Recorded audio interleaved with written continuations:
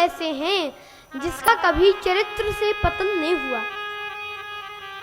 एक बार रावण कुंभकर्ण के पास पहुंचा तो कुंभकर्ण ने कहा कि लंकापति, आज तुम बड़े उदास दिख रहे हो।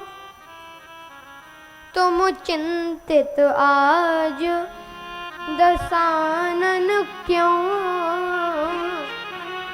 तुम क्यों चिंतित हो? रावण बोला, हर ली हमने मिथिलेश कुमारी, हमने मिथिलेश कुमारी का हरण कर लिया। कुंभकर्ण बोला, अधिकार किया तुमने उन पर?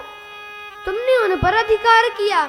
रावण बोला, कैसे अधिकार किया? लखती ही नहीं वह और हमारी, वो हमारी ओर देखती ही नहीं है।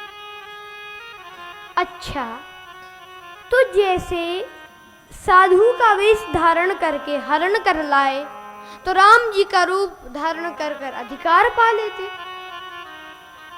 तब राघव ही ना बने तुम क्यों? रावण बोला, इसमें हमको भय भैरव भारी क्यों?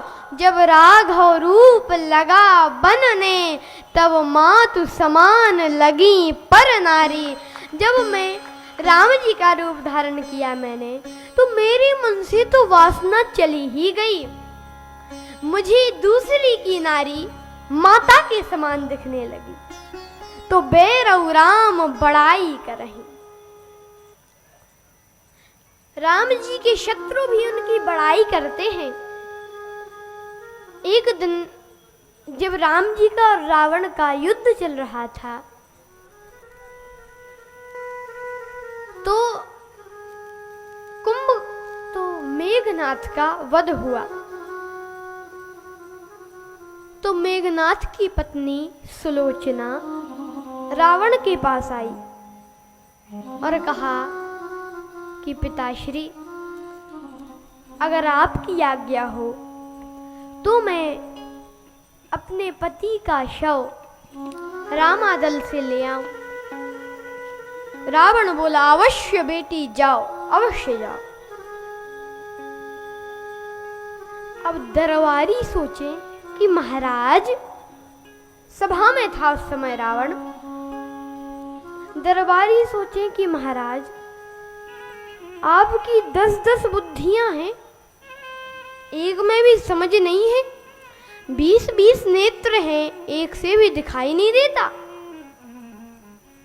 कहा क्यों? कहा अभी आपका और उनका युद्ध चल रहा है, आपका और राम जी का, तो ऐसे में आप सुलोचना को भेज रहे हैं, क्या बता वे सुलोचना को बंदी बना लें और कहें कि तुम सीता जी को लौटा दो। राम जी कहें कि तुम सीता जी को लौटाओ तो हम सुलोचना को लौटा देंगे।